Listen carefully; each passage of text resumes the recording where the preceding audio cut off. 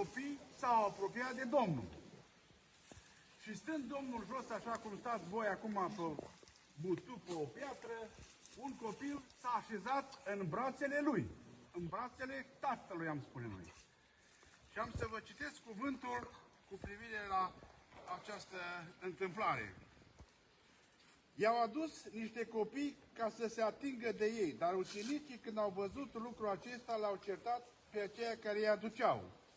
Iisus i-a chemat la sine pe copilași și le-a zis: lăsați copilașii să vină la mine și nu-i opriți, căci împărăția lui Dumnezeu este ca a celor ca ei. Adevărat vă spun că oricine nu va primi împărăția lui Dumnezeu ca un copilaș, cu niciun chip nu va intra în ea. Cuvântul lui Dumnezeu ne învață în ziua aceasta că oricine nu va primi împărăția lui Dumnezeu ca un copilaș, nu va intra în ea. De ce spune Iisus că ca un copilaș?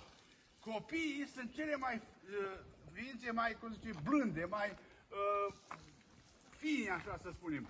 Și copiii, tot timpul, în inimile lor, au cel mai bun simțământ, cea mai bună dragoste. De aceea Dumnezeu le cunoștea inimii și a spus că noi trebuie să fim ca ei, ca și niște copii. Părinții, mamă, tată, într-o familie, când apare un copil, când se naște un copil, este cea mai mare bucurie a lui. Când tatăl aude că este tată de fiu, de fată sau de băiat, este o mare bucurie. Așa și înaintea lui Dumnezeu, când un copil, un om de pe pământ se întoarce la Dumnezeu, este o mare bucurie înaintea lui Dumnezeu.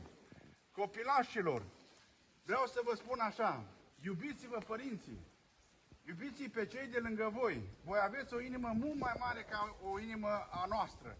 Mă refer în privința iubirii. Voi sunteți mai gingași, voi sunteți mai iubitori, voi sunteți de multe ori ca niște ființe, cum se spune, blânde, plăpânde. Dar Dumnezeu tot timpul este cu voi. Și chiar dacă veți fi, să zicem, la școală, acasă, în vacanță, unde veți fi, Dumnezeu este cu voi.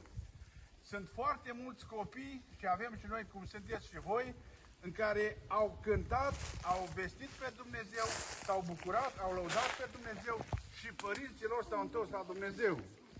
Voi sunteți o mână în mâna lui Dumnezeu, o mână de lucrare. Și dacă voi vă faceți lucrarea în a vă iubi pe unii pe alții, în a iubi părinții, în a respecta părinții, veți fi binecuvântați. Binecuvântarea cea mai mare din partea voastră pentru părinți este ca voi să fiți copii cu minți.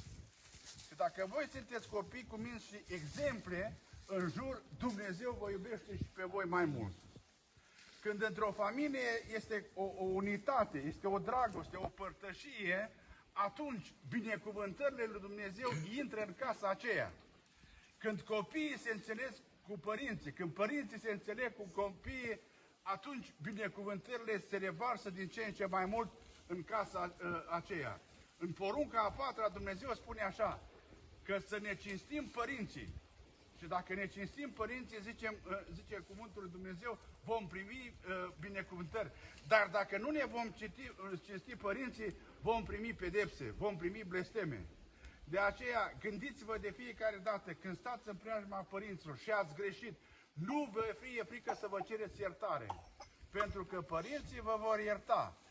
Părinții vă iubesc și din cauza aceea, chiar dacă uneori va folosi nuiaua, cum a folosit-o și pe noi, și cum folosește și Dumnezeu nuiaua pe noi, să știți că părinții vă iubesc. Noi ne rugăm la Dumnezeu imediat ca Dumnezeu să vă binecuvânteze și noi vă încredințăm în mâna Lui. Amin.